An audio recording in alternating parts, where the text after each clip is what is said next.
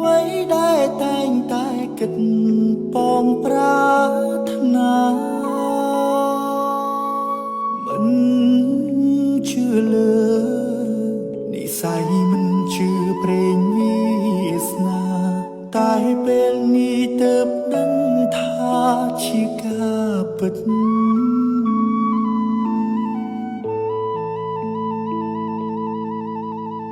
ឆាងជីវិតមាននេះព្រោះតែស្រីម្នាក់បងត្រូវជប់ជុំពេញក្តីស្នេហាដកចិត្តមិនរួចព្រោះតែដួងកែវនេត្រាអូនជាទេពធីតាក្នុងសូបិន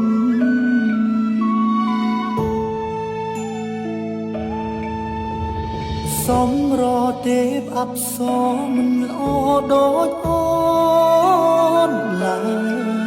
យស្នាមញញឹមត្រានត្រើយឲ្យរៀមលំសារភាពថាសុំចាញ់ស្នេហ៍តូចតន់រៀមបងស្រន់ឲ្យឆាំបានជួបមុខ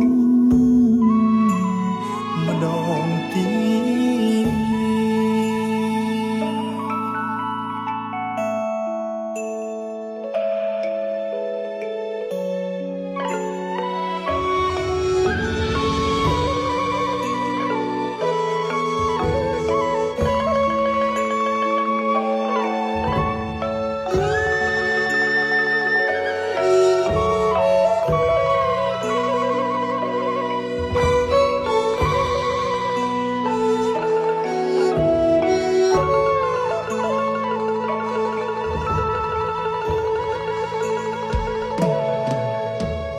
ឆាងជីវិតមានន័យ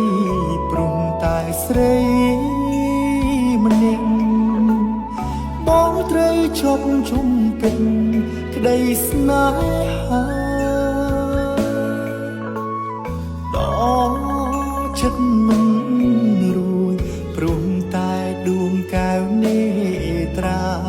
អូនជាទេពធីតាក្នុង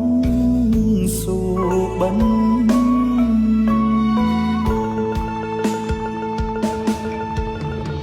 សំរទេពអប្សរមិនល្អដូចអូនឡើយស្នាមញញឹមត្រានត្រើយឲ្យរៀមលំសារភាពថាសុំចាញ់ស្នេហ៍តូចតន់រៀមបន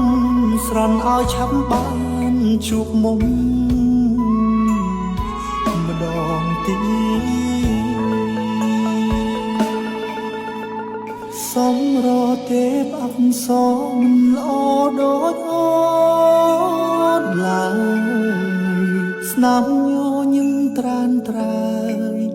ឲ្យរៀមលំសារភាពថាសុំចាញ់ស្នេហ៍តូចតន់រៀមបនស្រន់ឲ្យឆាប់បានជួបមុំ